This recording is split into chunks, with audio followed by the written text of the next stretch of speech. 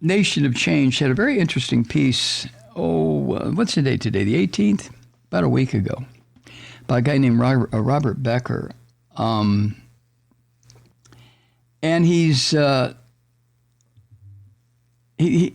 talking about the choices that are available that this midterm election is going to decide what choices are going to be made. And I found it very, very interesting. He points out this insane frivolity called Sarah Palin. When she appears, she announced she's going to run for what, the Senate or the House or something from Alaska. But she appears less vicious than the reptilian pipsqueaks that she spawned. That's the way Robert puts it. And Robert writes that if Palin still brings theocratic fervor, but can't quite match the ugliness, the Trumpian ugliness of the loony Green, Gates, Boebert, Gosar, Cawthorn cartoon characters, right? But Becker makes a very important point, and this is the thing that has been eating away at me. If the Democrats can't hold their own party against a party of crooks, crackpots, and charlatans, then the Democrats don't deserve to rule. Now, I realize the voting public has some influence in this formula, but if the Democrats can't present the reality, and this is where media has so totally I get so angry. And part of the reason is because I've been involved in media one way or the other for the past 35 or 40 years. And there was a time when I first started when, balance was not only necessary, but it had some meaning. This is what the left says. This is what the right says. Now, if you were on the left, you always shaded what the right said with, well, they're just bullshitting. If you were on the right, you always shaded what the left said with, oh, well, they're just bullshitting.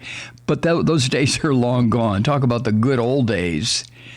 When I first got into media, I guess about 50 years ago, when I first started doing writing, editorial writing or what have you, and then on to CNN, then into talk radio, I have had a front row seat, which has allowed me to witness this deterioration, this destruction, this subsuming of truth into this cesspool of lies and distortions and bullshit that media then treat as though there's an equal argument on each side. This is the part that drives me crazy. I've said this before.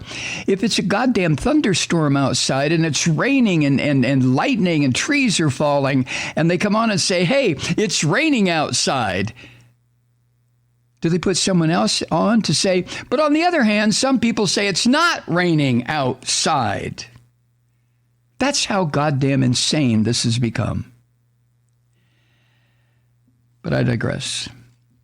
Let me give you some things that Robert Becker, I guess 10 things here that require some thought.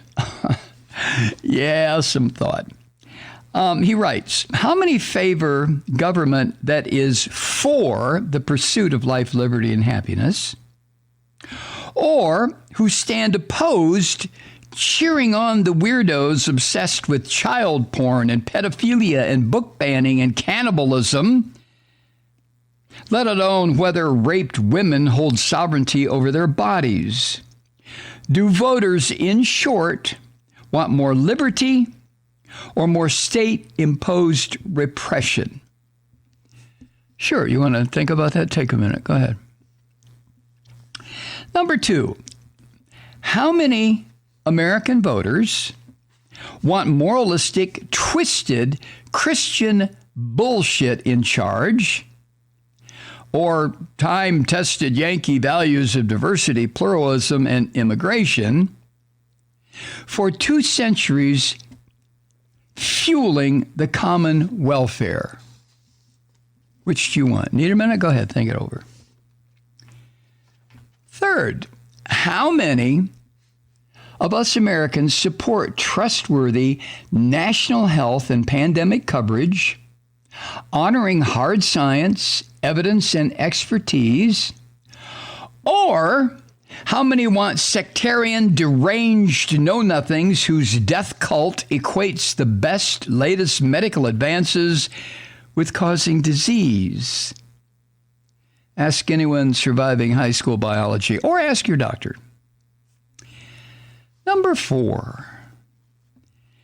How many think the dastardly, it's his word, Putin, the model of might makes right, is smarter or more admirable than the majority elected U.S. president, the West, and nearly all the civilized world?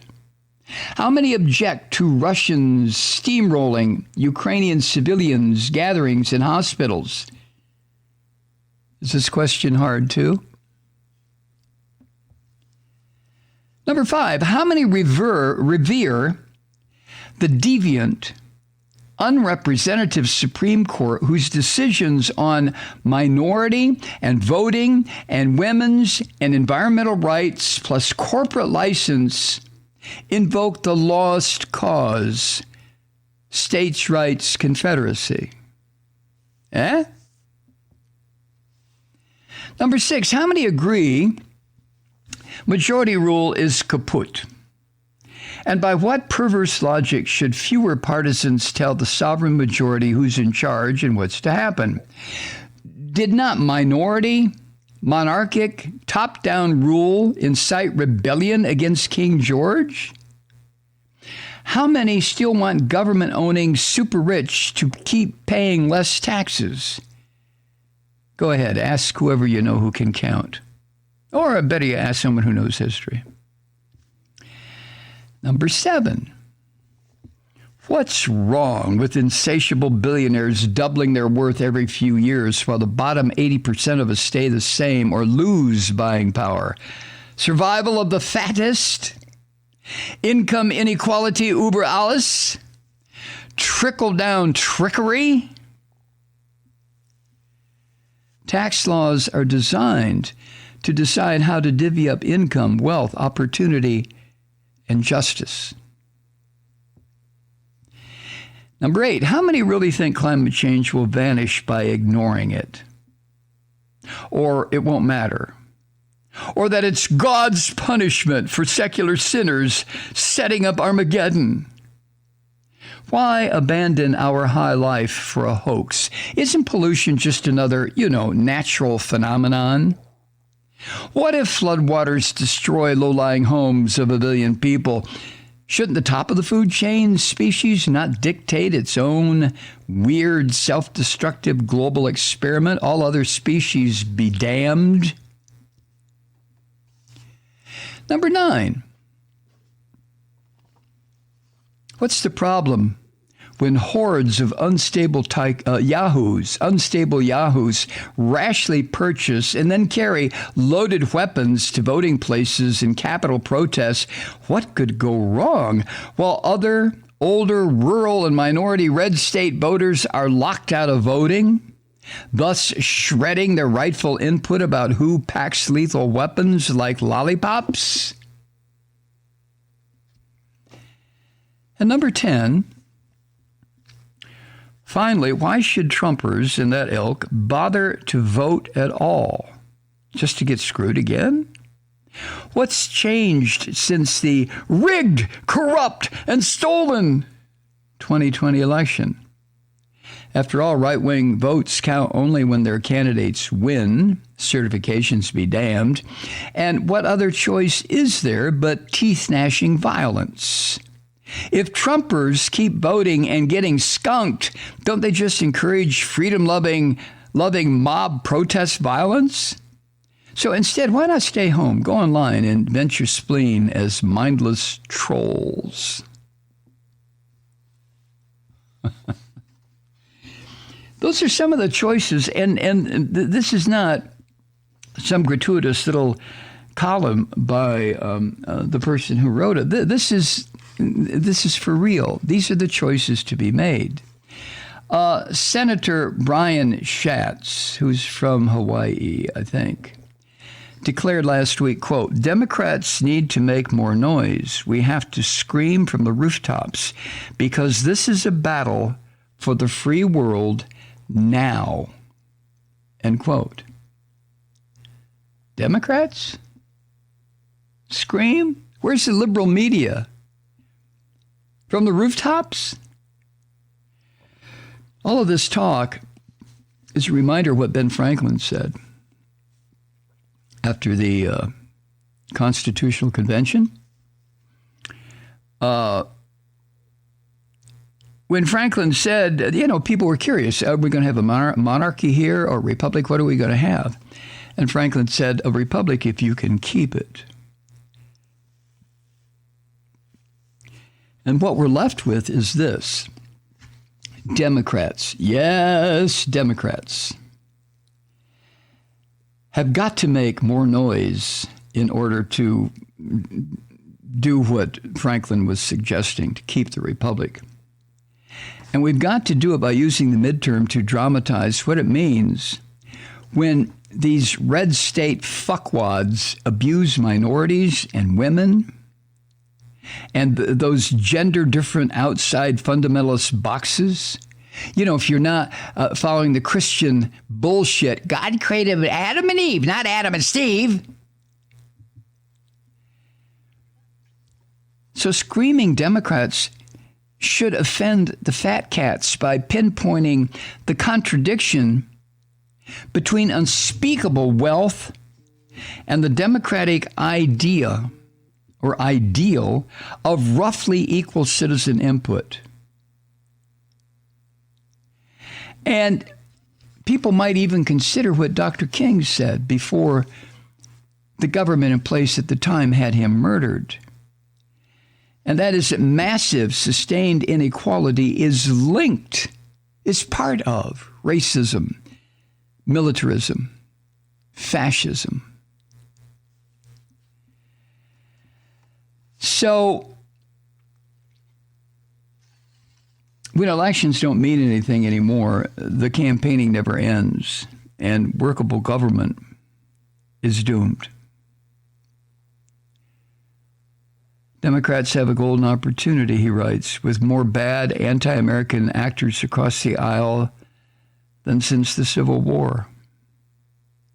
If the majority is not apprised of the stakes, Ben Franklin, turns over in his grave. Remember what he said, quote, "We gave you an outline for Republican democracy, and all your amendments count for nothing if the sovereignty of the citizen majority is frittered away." End quote. So if Democrats don't give up their game and come to realize how utterly ruthless and unprincipled and in the gutter, up to their goddamn eyeballs, the fascist Christians are. Hi, Truth Seekers. Mike Malloy here. As you know, we've switched formats and are now broadcast exclusively on the Progressive Voices Network. So that means you get fewer program interruptions, no corporate commercials, and lots of profanity. But our format change also means some of our radio listeners no longer hear the program. It's been a while since I mentioned our podcasts, so you may have forgotten that there is a way to listen to this program anytime you need a good dose of screaming. Visit MikeMalloy.com and subscribe to our podcast. As a podcast subscriber, you can download the program to your mobile device and take me with you wherever you go. And if you have a friend who needs a dose of truth-seeking, you can give a gift subscription as well. That's MikeMalloy.com, and never miss a minute of the uncensored fun and frivolity.